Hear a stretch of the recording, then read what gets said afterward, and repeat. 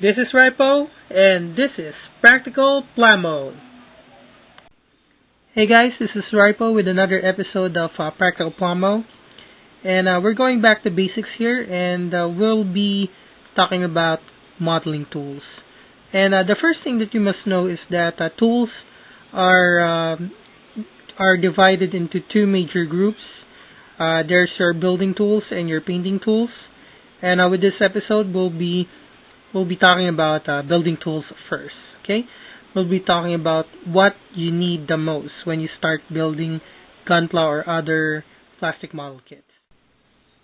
First thing that you should pick up would be a nice pair of side cutters. Without these, you wouldn't be able to cut through the gates in the sprue.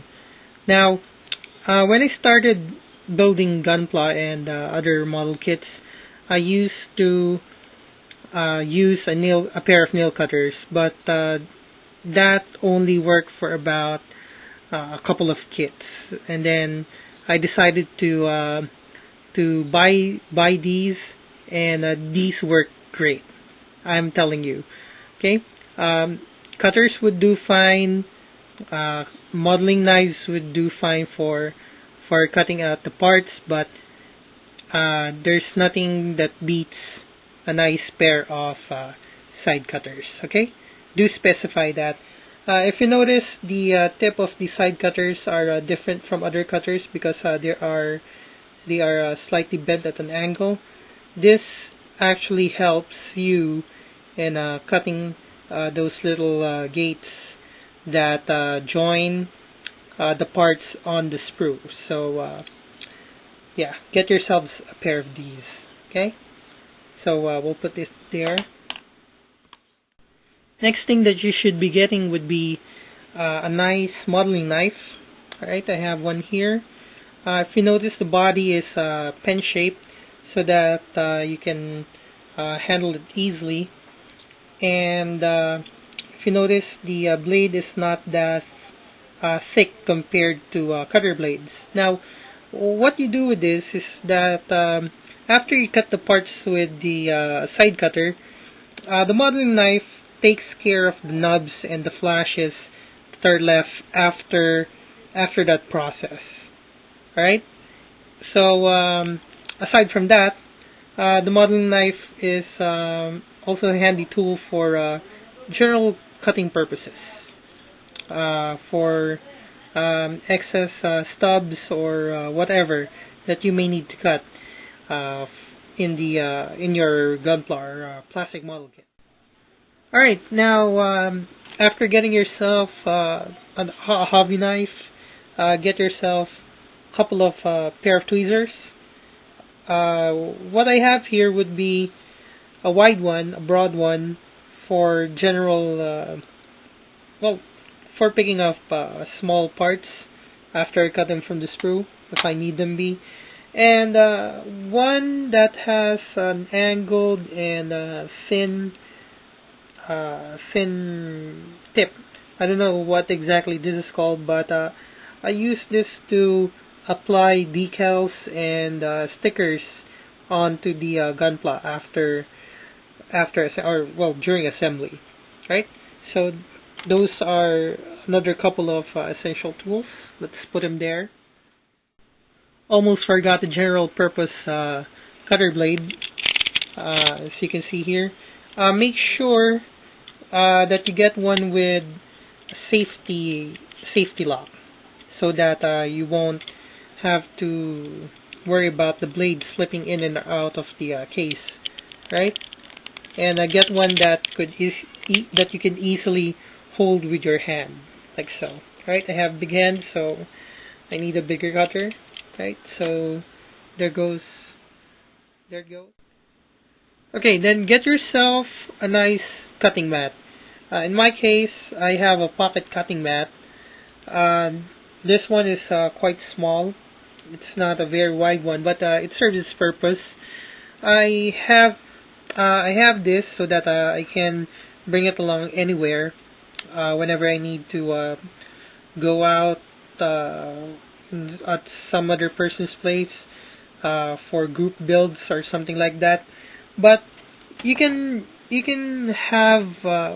buy a bigger one if you want to. Just it's just a matter of what purpose it will serve for you. But basically, the cutting mat would aid you in cutting parts in the spruce, and also for cutting out the excess plastic. And if you're going to modify your kits, this would be very handy, as it will prevent your knives from dulling out. Right? So that's basically what the cutting mat is for. All right. Now, this one is entirely optional, and it's not actually required, and not actually a tool by itself. This is a bottle of plastic model cement.